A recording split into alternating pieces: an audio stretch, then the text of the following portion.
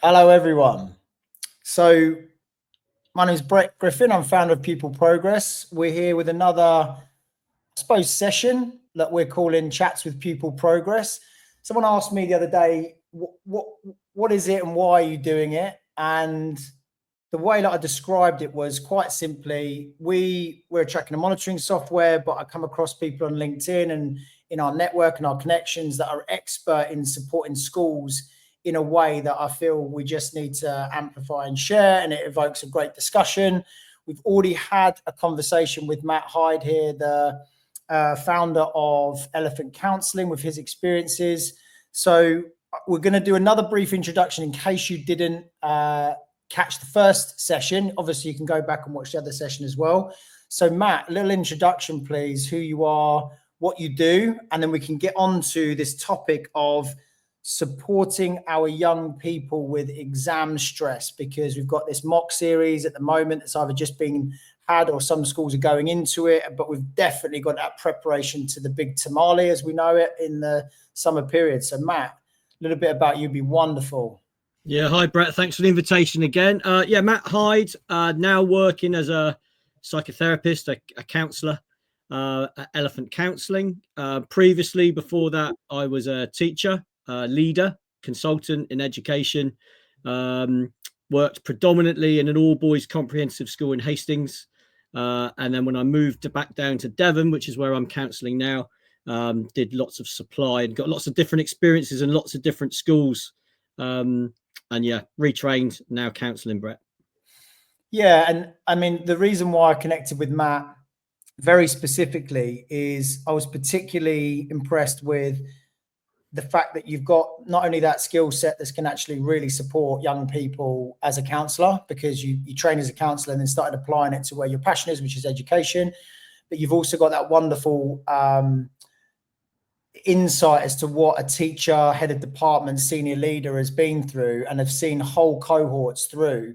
So it really resonates with your passion and if I'm honest, really what's needed right now, because I think we're always talking about mental health and it's this massive, epidemic that we've got to sort out. But when people are there going, well, I've got some solutions here. We've got some actual things we can do that will solve the problems that we're all talking about. Mm-hmm. So the exam stress, I learned that you actually run this as a workshop. So you've got a workshop mm-hmm. that specifically targets schools helping students with exam stress. I'd love to learn a little bit more about that so that school leaders can listening to this can go, great, there's someone here that can help with that. And then we can talk a little bit about more, what your findings have been working with schools. So yeah, let's learn a little bit about what you actually do to support exam stress in schools. Yeah, so predominantly I work one-to-one in schools, Brett. Some schools have me in to work at depth with particular students. But alongside the one-to-one stuff, I've developed a workshop called How Do You Eat an Elephant? Elephant Counselling was actually born out of the workshop itself. The workshop came first, and then the title for my business came second.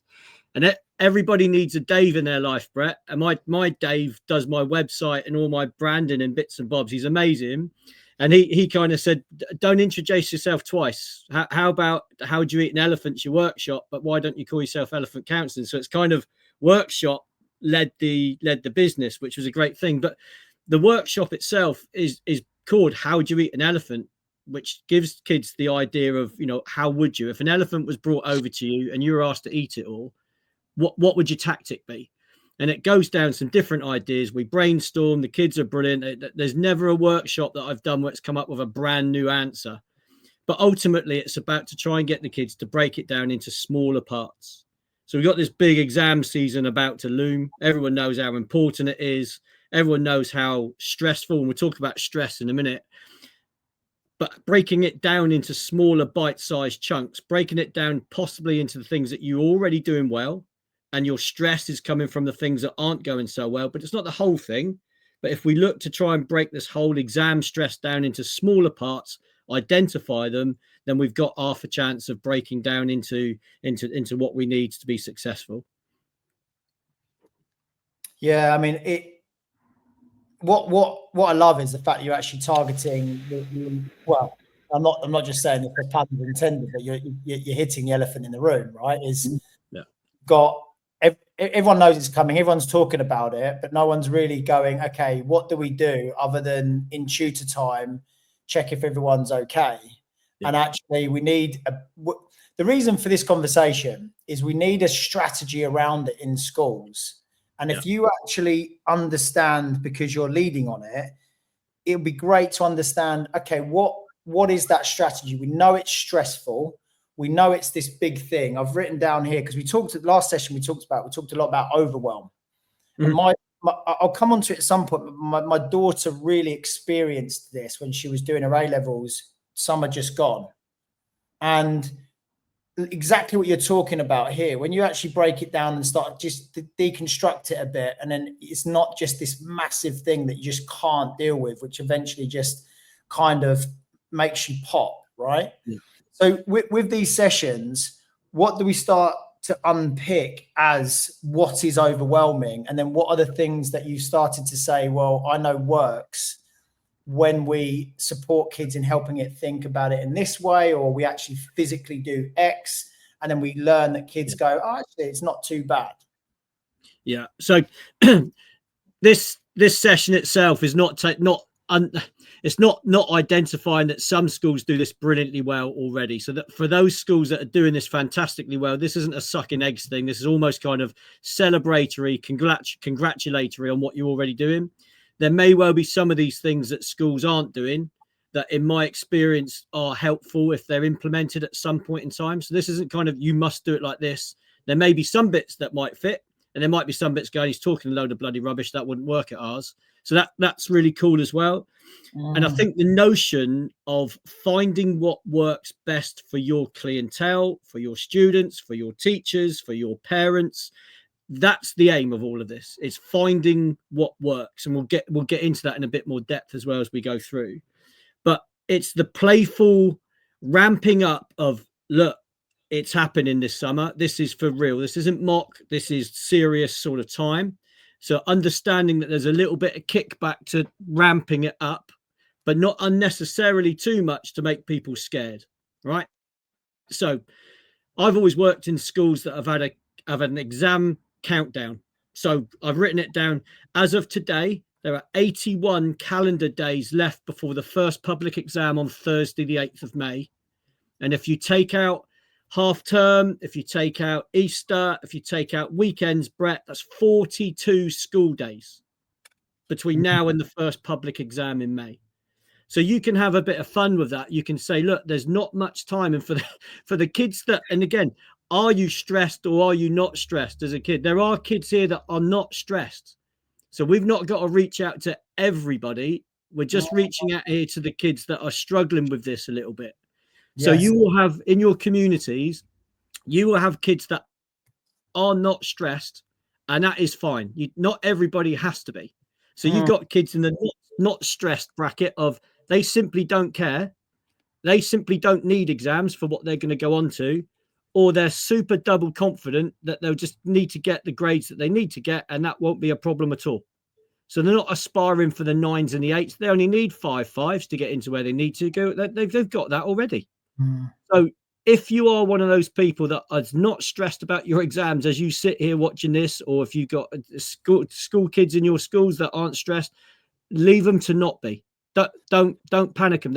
They're all right. Even the ones that don't care. Yeah. Right. Fine. This is for the kids that are stressed. All right. And let's move on from stressed. Stressed is great. Right. We need to be stressed. Stress is where 100-meter records are created in finals, because we need to be at the best level possible. We need to feel challenged. We need to feel under pressure. We need to feel a little bit tingly wherever we feel tingly. Stressed is great. What we're probably talking about here more, Brett, is stress anxiety. So stress is helpful until it becomes unhelpful, and then we're probably talking about anxiety, and that impacts performance. For kids under the pump with that, you've got to that's the words I use a lot in therapy, in sessions, in workshops. If you're going to be genuine and honest and authentic about this, are you confusing stress and anxiety? Are you going too far because you've just been asked to do something that's a bit tough? Or are you walking out of classrooms because you can't be bothered, but you're going to mask it with this? Then there needs to be an absolute honesty policy in kids that are just saying it's a bit much for me now, not because you can't be bothered, but because it's now impacting my performance. And that's the tipping point. Stress is great because it will, pressure makes diamonds, as my teachers always used to tell me, and leaving it late sometimes brought the best out of me. However, anxiety is impacting and detrimental to performance, and I think that is probably the first thing that people need to recognize is, am I stressed or am I anxious? Anxious, unhelpful. Stress can be very helpful. Inverted U hypothesis, Brett, right? I was just thinking that. And different sports have different levels of which one we reach our optimum state. Absolutely. So it's a great, because what ends up happening is you end up going through some little checkpoints of, are we doing that? Are we not doing that? Love the fact you're stating the obvious, which always gets overlooked. We don't need to ramp up everyone's anxiety levels because, why aren't you stressed? You must be stressed. And then go and do a whole school assembly on like, are you aware of this? And all of a sudden you're like, well, I knew it was coming, but I wasn't stressed, but now I am, right? And now you've got double the problem. So how have you worked with schools on saying, look, I want to come in and work with the students that are finding it too much, that overwhelm? How have they identified those students and said, look, I've got to be honest, we've got a few kids that are a bit nervous, but we've got a couple that are like... Yeah. So I think that the beauty of the workshop, Brett, is it can be bespoke and tailored to schools' individual needs. So my next workshop lined up is in Helston in Cornwall, working with a good friend of mine, Terry. I've explained the workshop. He said, brilliant. We've got 20 anxious high achievers. So all of a sudden, the workshop is about calming down people that should, if they go into the exam in their optimum levels of performance, should be smashing it. But at the moment, they're probably underachieving because they're overthinking. So even though the essence of the workshops, regardless of who you're working with, are fundamentally the same, there can be a specific focus on a targeted group. So for another example, I might see a whole year group in a whole day, but that would be 5 1-hour workshops that you scratch the surface in, and you send in notions and you send in factors to think about, or things that may have been considered or things that might not have been considered, which we'll probably end up touching upon in this broadcast. You might have disillusioned boys. You might have apathetic girls. You may have middle bands, just need a nudge over the top to get their 4s and 5s. Everything can be tailored and tinkered to the needs of whatever the school have seen as being the need. The longer you have with the same students, the deeper you can go.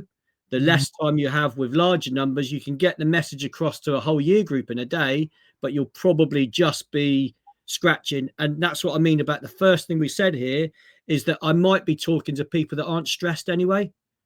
So schools that are highlighting this, or they've taken the time to identify kids that could be achieving more, if they were in a better place, that this stuff is absolutely vital for.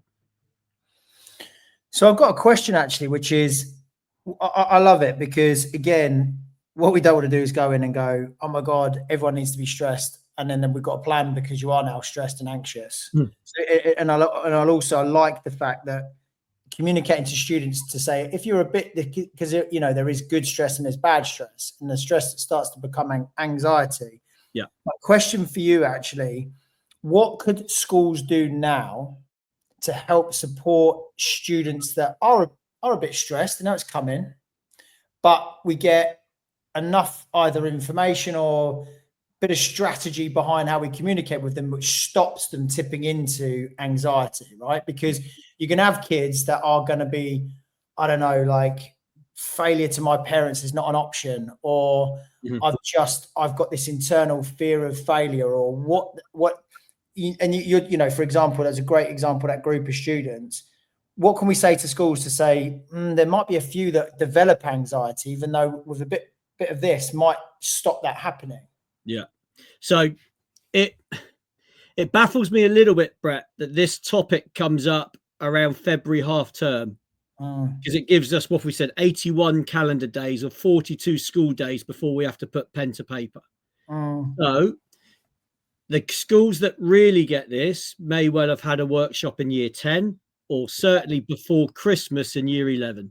Yeah. Without giving away one of my head teacher things, putting this stuff into PSHE is what, why would you not? Why would you not touch upon it? At university, we had a bear in mind it was PE college, Brett, and there wasn't a great deal of studying going on. We had a module in our first year called Approaches to Study, where we just sat our A levels. We'd started Freshers Week, which was a blast, and then we knuckled down. And the first thing we were greeted with, and I remember the first lecture I had on the Monday morning that we started properly, Approaches to Study, and it taught us how to study.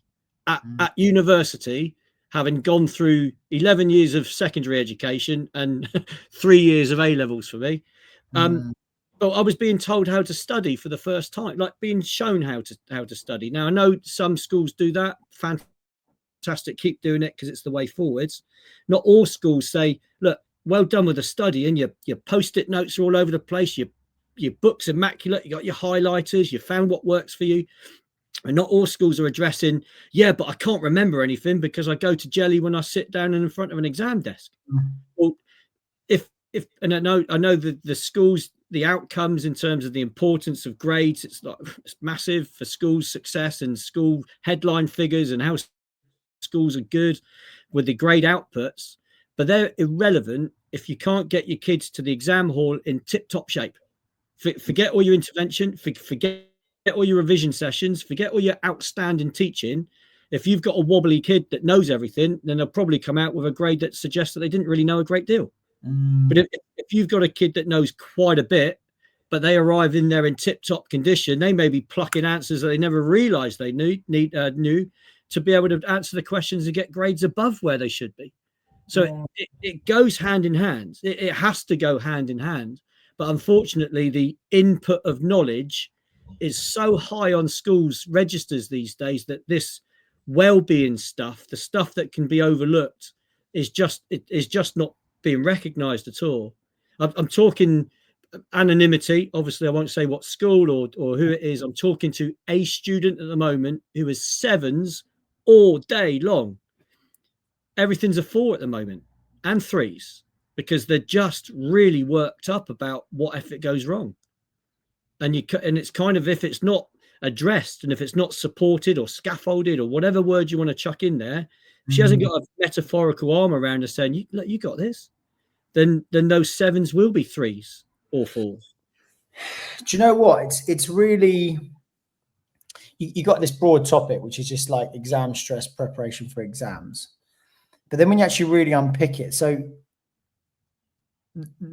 I learned something about ADHD, for example, in the decision paralysis process, where it's, if you're under pressure, someone with ADHD will really struggle to make a decision.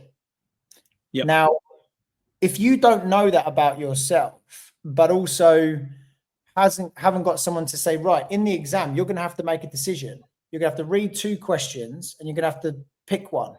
Yeah. And you've got to go through a process where I'm going to actually help you go through that process, rather than I've taught you all the information, but actually I'm going to also take you through the process of being able to, how to actually answer the paper, not just what knowledge is in your head or skill and or knowledge that goes into the paper. So yeah, I find it fascinating about that. The idea of, well, how do we actually make sure students really understand what works? I was talking to my daughter a lot through the A-level revision process, and we supported her with actually finding her rhythm a little bit of, it's okay to do 4 hours of revision a day. Just because it's 8 hours in the day, you need the breaks. You need to be able to know that that was okay. You needed the permission, right? So if someone was actually saying to her, look, it's okay that you're going to do 4 hours, as long as that 4 hours is quality. Then you know when you do those 4 hours, you can sleep at night if you know that that 4 hours has been quality, rather than like, I haven't done 8 hours today. But no one had ever told her that. Yeah. No one had said to her, you know, it's okay to do 4 hours of revision a day, as long as we get breaks in there, as long as we get good night's sleep. Do you see what I mean? I do. I totally get. I'm going to jump around the workshop here and do some of the stuff at the end in now, and then some of the stuff in the middle at the end. Yeah, great. I'm not sure how it was for you, Brett, what your experience of exam stress was, whether you had some, whether you didn't. And the cool thing about when we recall what it was like for us, and if we take that into education in the jobs that we did have, we'll probably say, well, this is how exams are. We're very good at just looking at things just through our own lens. What I've amassed over time is the different recollections of different kids' thoughts about how exam stress is for them. So we've got so many different accounts. And the cool thing that's come out of all of it is that you've got to trust them to lead you to what they need, whether it's 4 hours, 6 hours, half an hour, whether it's none at all. It's trust. It's trust on what they need. Now, as experts, the teachers trust in the students. Yeah. So as experts, we'll have really, really good ideas, and a lot of our really, really good ideas will be helpful, but they won't be helpful to everybody. So I've stumbled across this notion, and this is a parent workshop that I do as well. It's called helpful help and unhelpful help. Now, as adults, we're really good at thinking that all the help that we're offering is really helpful. But hang on, we got to take a step back sometimes, because sometimes our help is really unhelpful. And just because we're a little bit older doesn't mean that we know everything. In actual fact, because we've seen something our particular way, doesn't mean that somebody else is going to say, yeah, okay, I'll do 4 hours of revision every day. I'll do 8 hours. Or yeah, I'll be completely silent because I turn everything off, no screen time. Now, all of a sudden, the trust thing comes in it. And I'll bring in an anecdotal story here too. Last year, we had a year 11 and a year 13 in the house, Brett. So we had A levels and we had GCSEs. Absolutely. We were down at my wife's sister's having a bit of a roast, and we normally try and go to Cornwall at May half term. And my wife said, I'm not going this year. I'm going to make sure the boys are revising. Right. Brilliant. That's really helpful. Of course. Fantastic. And our oldest son's ears pricked up and just went, that's it. You don't trust us. And it started brewing. It started around the dinner table. It started brewing. And it was down at Julie's sister's. And we ended up, I said, right, okay, not here, not now. We'll go home and we'll have a chat about it. So we went home to have a chat about it. What did everyone do? Scurry to their rooms. And that was it. And right, now, down. Let's have this now in February rather than we will have it in May. Yeah. And it was a fascinating conversation. All right. And this was the trust thing that we had in our house. We were making it up as we go along, Brett.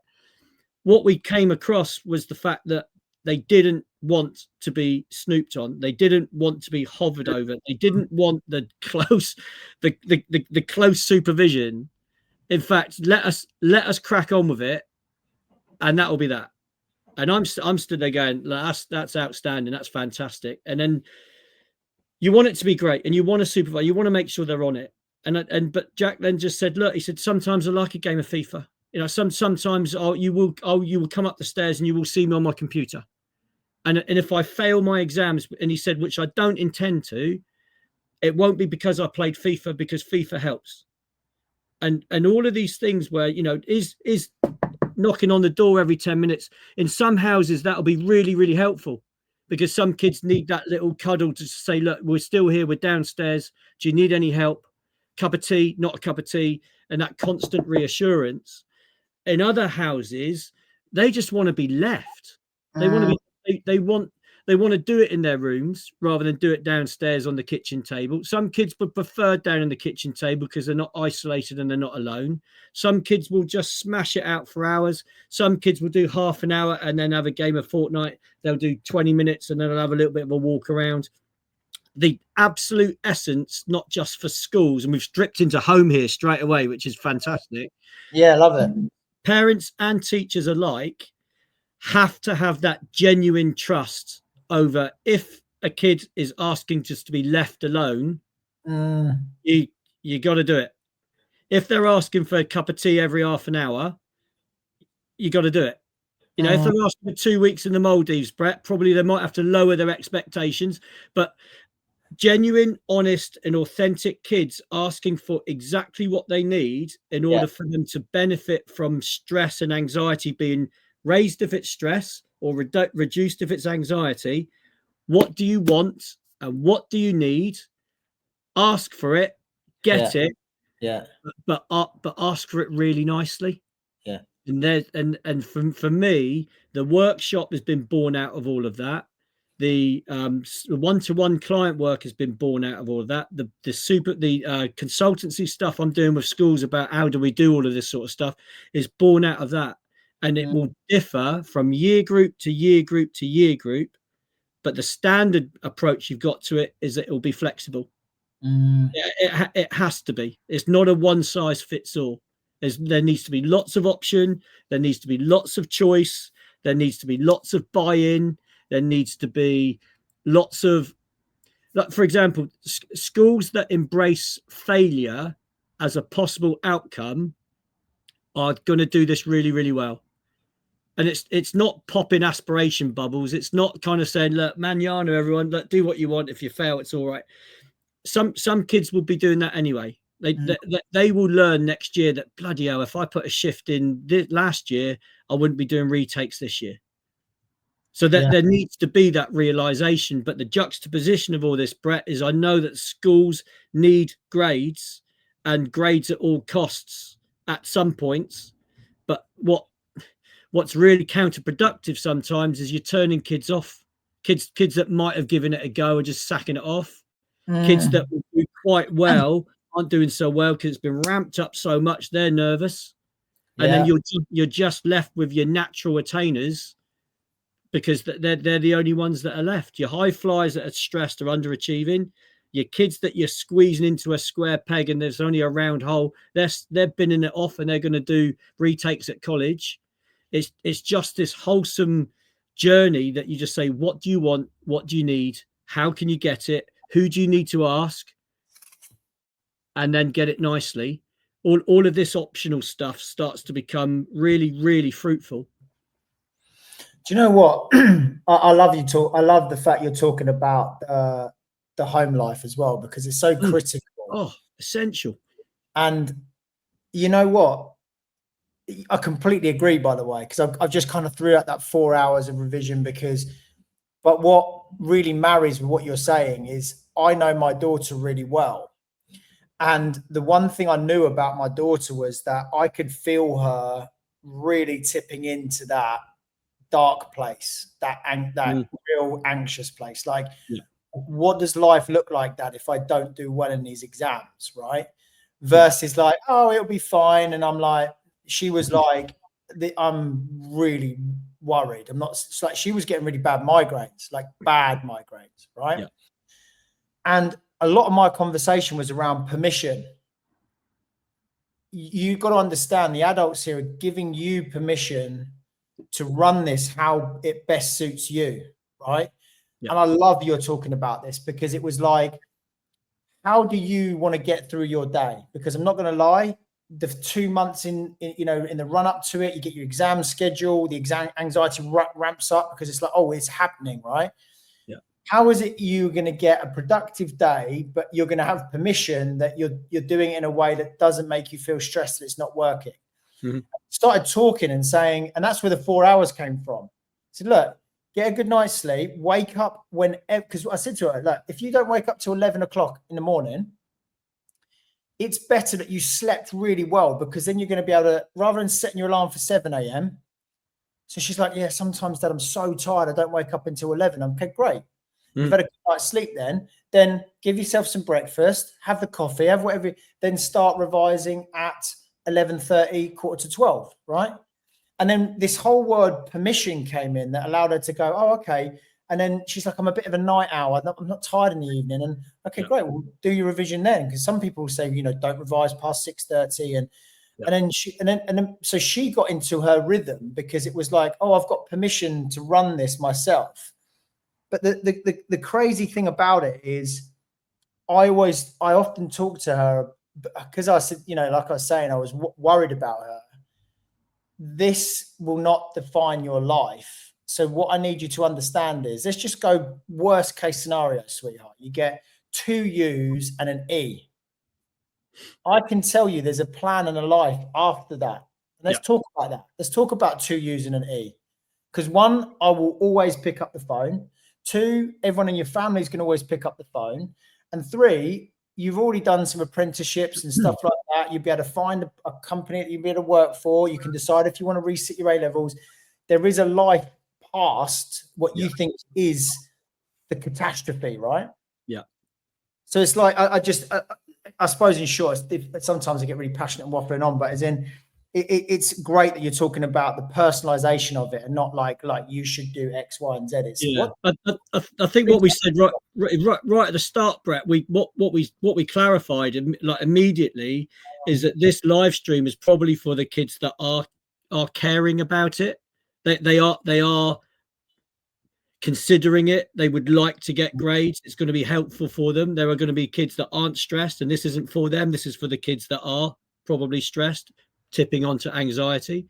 And what's really cool about that is kids that care, they want to do well. So that's a really good thing for everybody to have on their side, is that they got kids that really want to do well. So they're going to try and do everything they possibly can in their power to do the best they can anyway. They're not going to intentionally flunk this. They're going to look for the strategies of, if they're over aroused, if they're anxious, how do they calm down? If they may be not giving as many hoots as they possibly could be, how do we ramp them up? But this is where we piggyback, Brett, and I love the kind of the meeting of the two minds on this, is that if you've got clarity in terms of what you need, where your gaps are, what you're already doing well, the realization of the real honest situation, there's nothing more cleansing than that. So we said immediately at the start, 42 school days, 81 calendar days. That's not to stress anyone. That's not to ramp it up or make it really, oh my God, is that all we got left? That's what we got left. All right. So with that time, how can we really use that effectively? All right. That's not to say that you've got 20 days. In actual fact, you've got 42. Let's be honest about it. And then all of a sudden, such as these wonderful tracking programs that schools can use now, Brett. Which ones? Some spring to mind immediately. All of a sudden, you look at a kid's revision timetable, and if they're worried about all subjects, I doubt that. They're probably not worried about all subjects. Are you worried about core subjects? Are you worried about some subjects? Are you worried about one subject? Yeah. And then if you break that down again, like the workshop starts to look at, are you worried about all of a subject or part of a subject? Are you worried about everything in PE, everything in chemistry, or are you worried about the drama speaking tests? Are you worried about the listening test in French? Are you just worried a little bit about the PE practical? Are you worried about the football bit of the PE practical? So all of a sudden, all of the overwhelming feelings that people have got about, oh, bloody hell, GCSEs, you might, when you think about it, in the time you've got left, might just be a little bit concerned about your drama performance. Everything else is taken care of. Or your core subjects, or maybe the subjects you need to get into college. But only when you're presenting the kids a chance to maybe break down GCSEs 2025 into the bits that they've got secure, the bits that they've got missing, the bits that they could just maybe have a little bit of a revisit to. All of a sudden, the stresses and the anxieties are real and accurate. And then they're not worrying about things they don't need to worry about. They're really streamlining their emotions towards possibly highlighting the bit that does need some attention, and everything else is going to be all right. Or I just need to have an overview of all of it. Because I would doubt, and I would probably put a few quid on, Brett, it's not worrying about all of all the subjects. It will be some of the subjects. Yeah, which is a great position immediately to work out. I had a conversation with Cam Parker. So I was on his podcast, and he is a guy that goes in and works with core groups of students around improving performance, academic performance. And we had this great discussion around the piece in a plan. Mm, And nice. when you give anyone, me, you, people older, younger, when you go, okay, this is the scenario, good, bad, ugly, okay, super great, or the moment you start going, okay, well, that's what do we need to do to turn this ship around a bit? Or it could just be just turn left a bit and go a bit faster. Mm-hmm. When you, so he actually came from the day before, he was at a school where they were giving the reports out that we produce, and he was saying that the kids were going, like, he'd spoke to a couple of kids that were like, yeah, it's not great, but I know basically we know what we need to do. Mm-hmm. And I can't emphasize this enough, the amount we've learned from the schools that give students really clear information of where they are and what they need to do to get there. Yeah, goes a massive way to relieving their, or preventing that stress tip into anxiety, right? yeah. But I'd also add in there the parents. So I'm going to sprinkle in, when I put my daughter's results into the platform to say, look, just calm down. I know your predictions or your forecast grades are EED. It's not all that bad. I tell you something, right? My stress levels plummeted because I'm like, you know, because I feel she's now in a much better place and excited about the plan. I wonder how many of those, how many parents are, you know, what's going on? How are you getting on? What? Because if they just get given a grade and the parents then amp it up, and then all of a sudden it's this massive pressure point, like pressure pot, and then knocking on the door. Why are you playing on FIFA? You've got work to do. Do you know what I mean? Yeah. Yeah. I mean, I'm glad you mentioned that, because I can't be a strong enough advocate for kids getting as much detail about their current performance as they possibly can. I don't know if you had any more on that, or whether that was really what you wanted to say on that part. Yeah, pretty much. But that two-way street in terms of communication going into the kids, like your stuff lets them know exactly where they are, exactly what they've scored, exactly where their gaps are in learning. You know, your sections 1 to 3 are fine, but 4's a bit iffy. 5 and 6 needs a lot of work. 8, you're smashing it out of the park. So much peace, as Cameron mentioned, so much peace comes from knowing exactly where you are, even if the reality hurts. You know, at least you know where you're. No one's pretending here. No one's going to say everything's going to be all right because it's an easy conversation at Easter. We need to knuckle down. We need to be really real, honest, genuine, authentic. All of those words. How long have we got left? 42 school days. And all of a sudden, then you've got a platform to base off of. And then all of a sudden, that's information going into the student. But equally, there needs to be information coming out that needs to be recognized. It needs to be listened at school as well. Schools need to recognize possibly intervention differences in terms of how kids would like to do intervention. Should intervention be optional? Should it, like, so you've got a kid that really needs some help, but are they going to really knuckle down if they don't want to go? I know that needs encouragement, and it would be helpful, the guidance, the kind of, you know, the donuts or the kettle in the science lab or whatever you can do to make everything taste nice. And that's one of the workshop bits as well, about how do you make the elephant taste nice as well? How do you make whatever you got to do that you don't want to do taste a bit better? Like, encourage you a little bit better. One of the kids said, well, I'd take off his tusks and I'd chop him up and I'd put some tomato sauce on it. And you just think, well, that kid just needs some creative intervention. They need, and they're going to make it. How do you make it taste nice for that kid? And is it music on? Is it AirPods in? Is it AirPods, pods, whatever they are now, Brett? Showing your age, Matt. Absolutely. So the headphones. Let's go headphones. I think schools have, and some do, but some are on this draconian one size fits all. And then kids are binning it off. Kids are turning off. Kids are being more stressed than they would have done if they were just left to do it their own way. But it doesn't mean to say that schools. I've got one I need to ask the people if you're listening to this. Controversial, but how many leaders are getting everyone round? You know, let's round everyone up. Let's put them in a room and let's sit and mock. And the teacher's going to come round and they're going to answer this mock. and it's wonderful. Like they're all taking photos of, like we've got 68 kids in a room doing this mock. And it's not a walk and talking mock, by the way, because actually that's a really powerful way of going through the mock paper in the exam hall to get them prepared. So how many kids are just sitting there going, there's so much noise and so much distraction. I'm just here because I got told to be here. I'd rather be actually, if I'm honest with you, I'd rather have been home, done 40 minutes of focus time with by myself, and then got onto FIFA as a little bit of a reward. Yeah. And I think, and I think on top of that, and that's brilliant for the kids that connect with that and just think, oh, this is the best thing.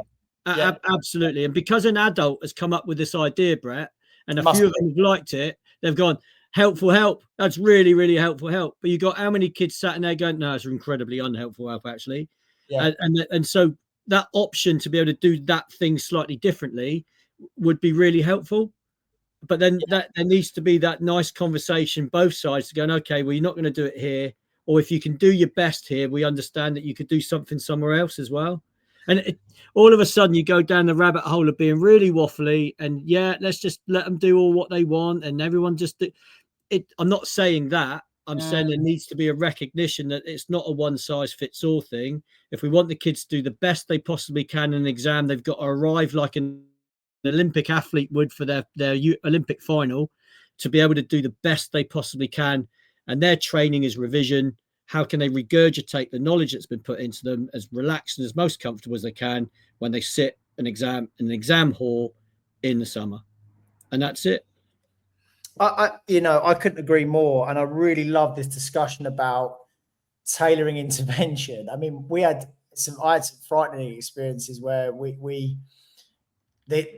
remember one of our vice principals was grab that kid, grab him, right?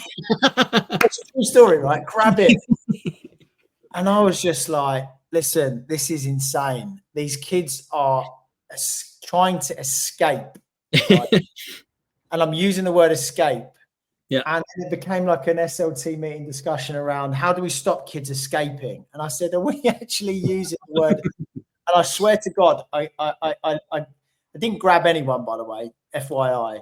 So I've leant over and I've gone, are you going to do this mock? Because it's a Friday, by the way. And honestly, he looked at me in the eyes. He said, sir, I can't do another mock exam. I can't. Yeah. It wasn't like, and then I'm like, look, come on. He was just like, I'm not, you're going to have to wrestle me. And if you want to wrestle me, fine. But I'm not walking in that room at 3:30 on a Friday again. And what's not tailored? It's not tailored. Who's going to benefit from that? Let's run it on a day that's going to be really beneficial. Who wants to do it? We really want to encourage you because I know it's going to have benefit for you. But do you need it? Do you need it? Do you need it? And then it just became this like that. I mean, that's a true story, by the way. Yeah, we're all outside. Grab them. Shepherd's looking quick. No, I'm like, these are 16-year-olds. They're 16. Yeah. Not like, little 7-year-olds that are running around near a really busy road and they don't know what they're doing. It's like, well, even a 7-year-old knows what they're doing near a busy road, Anyway.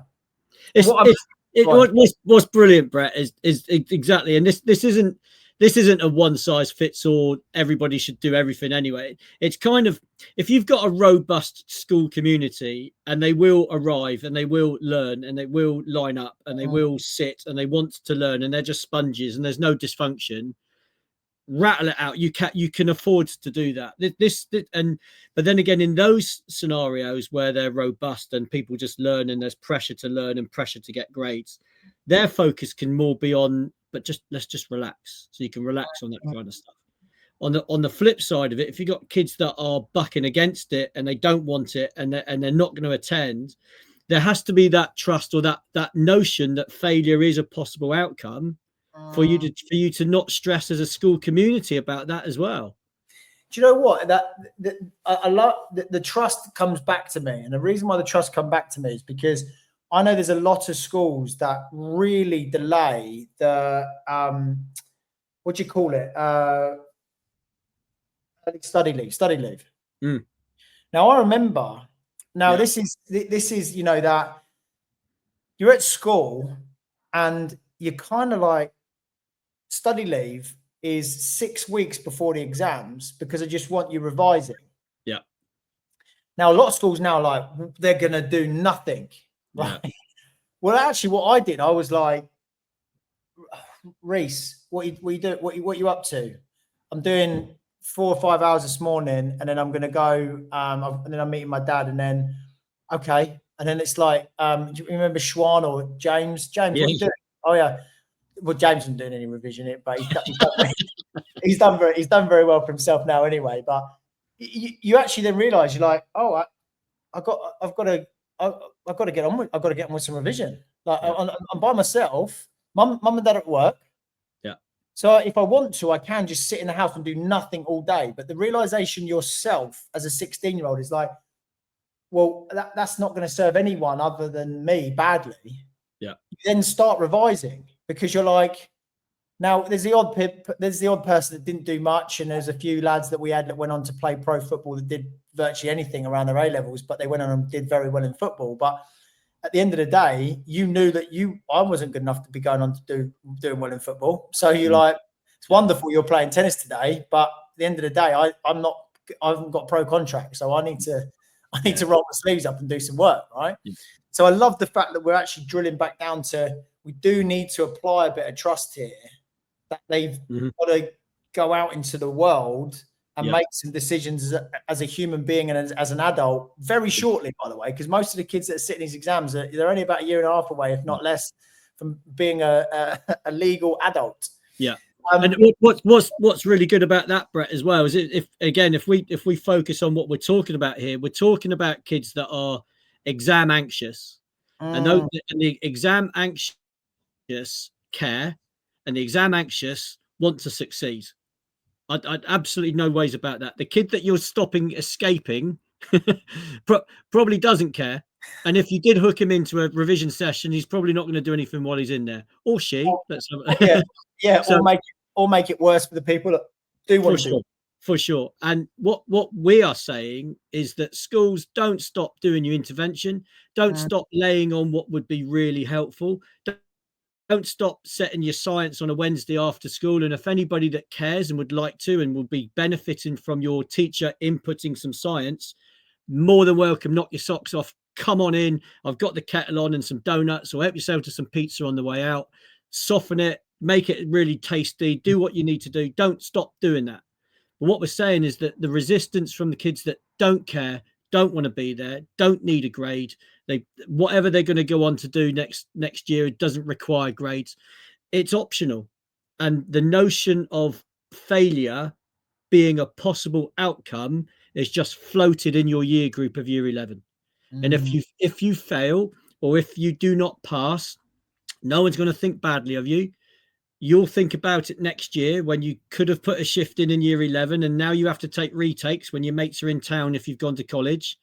All of those kind of things start to appear. And when I was a kid, you used to hear sort of like adults after the kids that brought up in my era had said, oh, I wish I tried harder at school. Those kind of things. Because you were allowed to look out the window then. You were allowed to not learn. As long as you didn't misbehave, you were allowed to not put a shift in. But the people that wanted to, and were people that were keen, and the people that were happy to really push themselves, the focus is over here. And that's not casting a generation aside. That's providing the opportunity, but at the same time, in it if you're in, and just be cool if you're not. And interventions are very like that. That's a chance for schools to be incredibly like that, rather than sort of going, oh my goodness, these 4 or 5 grade boundary kids, they're an absolute nightmare. They're never going to get it. Well, maybe they won't. Or if you give them enough space to be able to just crack on with it, or trust them, or ask them what they need, or it would be sensible if you were starting to think about revising now. That's all we can do, because like you said, they're 16, they're 18 years old. Some of the degree students I talk to as well, they're anxious about stuff. Find what you need and ask for it really nicely.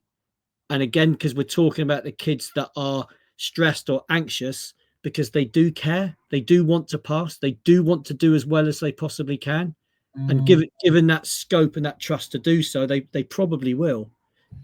I love that the biggest word we use today is a bit of trust. I love it because it's come back round. It's been rearing its head quite welcomely because these are young adults that we need to tune into, and that discussion around what works for you as an individual. We need to start applying in school, not just this batch kind of mentality.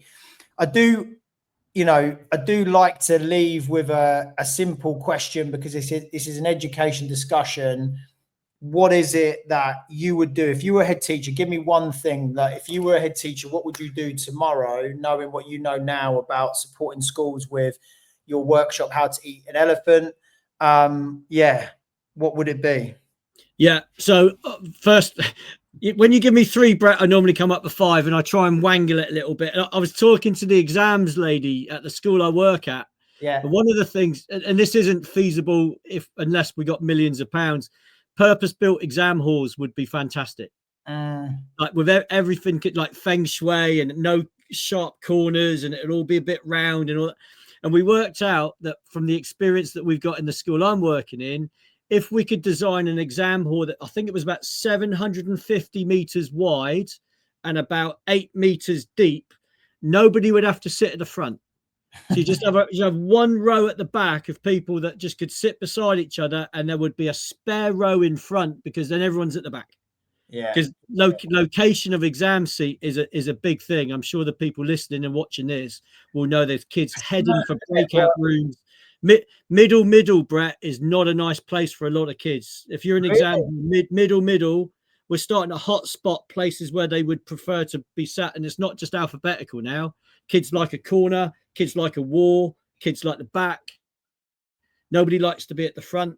So there's a huge area in terms of where you feel most calm in an exam hall. And I'm sure people watching will just say, yeah, we've got so many kids asking for breakout rooms for smaller provision. It's rife. But, you know, a 750 meter exam hall wide and 10 meter deep, aspirational, but not one of them. We can all get some office equipment that just gives them a wall to. Absolutely. Exactly. Study. One of them, you nick, study leave. I would ask all head teachers to provide optional study leave. I know dysfunctional students are offered early study leave for the good of everybody else. That's a thing.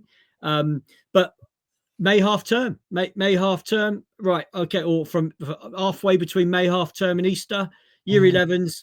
There's your graduation. Go and have a nice summer. But your exam revision is for yourself. Do it at home. Study leaves for you. But we will provide this in school if you fancy it, and then make that in. Absolutely. So that would be the proviso. Trust, and you're providing that we're here if it's too much, or I'm running these sessions. Feel free to come and get involved. Yeah. Love it. But 100%. We also trust you as an adult, right? That you're going to make the decisions that are best for your life. For sure. And the guys that aren't revising aren't the guys we're talking about here today. That they're living their best lives. They're not stressed. They're not bothered. They don't care. Don't want it. Or they're super double confident and they're going to pass anyway. So we're doing that for the kids that are stressed. What else did I put? Because you mentioned this before. Have exam stress workshops, techniques, approaches to study, and I would put that in PSHE year 11.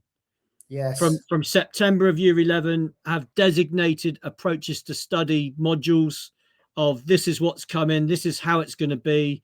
All of your assemblies, who likes an assembly, Brett? No one likes an assembly, but all your year 11 assemblies are for former students, speakers with knowledge, employers, what people are looking for, get the colleges in, and it's about after the exams, the run up to exams. Everything in year 11 could be scaffolded safely, not to put the fear of whatever up anybody, but just to be really real, really authentic, really genuine, really honest, and just say this is what your next, what is it, 7 months? It's not even a year, is it?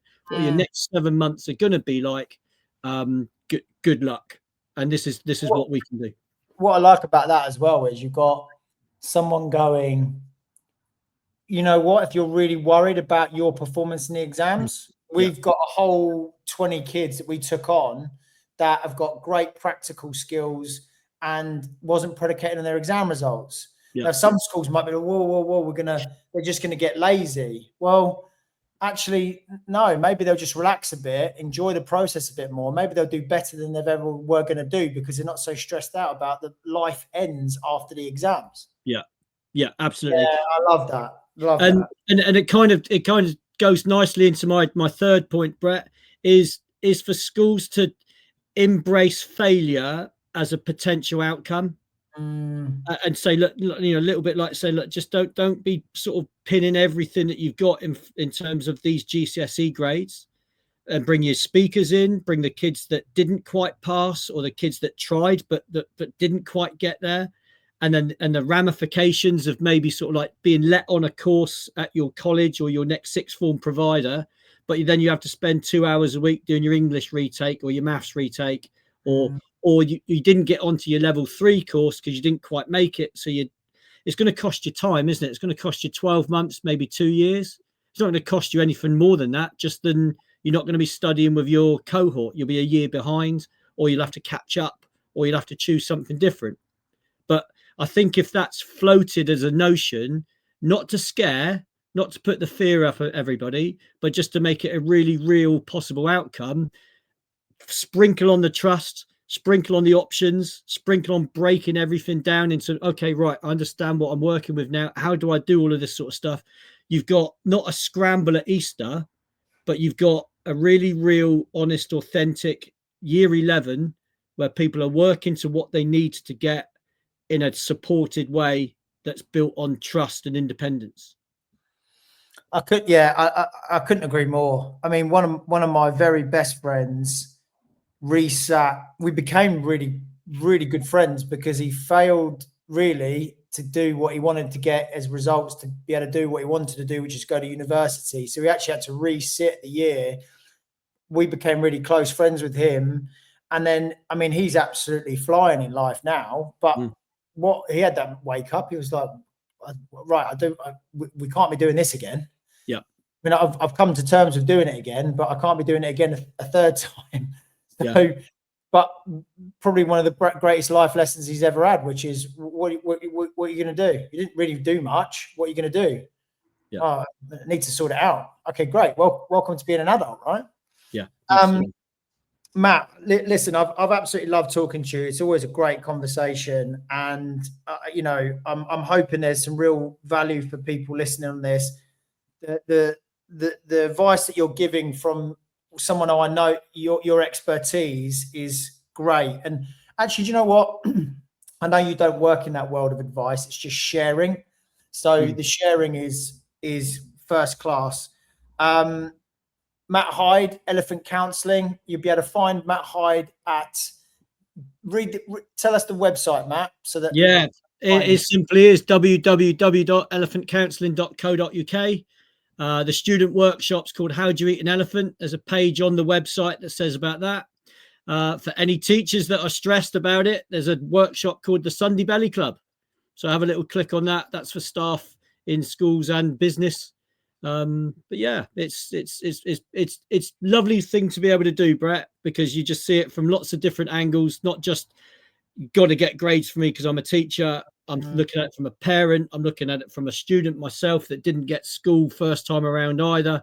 And I think the blend of experience and some of the things that kids are coming out with as well, it informs my work daily. I got so much time and admiration for them, how they have the courage to share themselves as to what would be helpful. It's fantastic, mate. Class, Matt. We'll speak soon. Thanks for your time. Been amazing. Cheers, mate. Take care.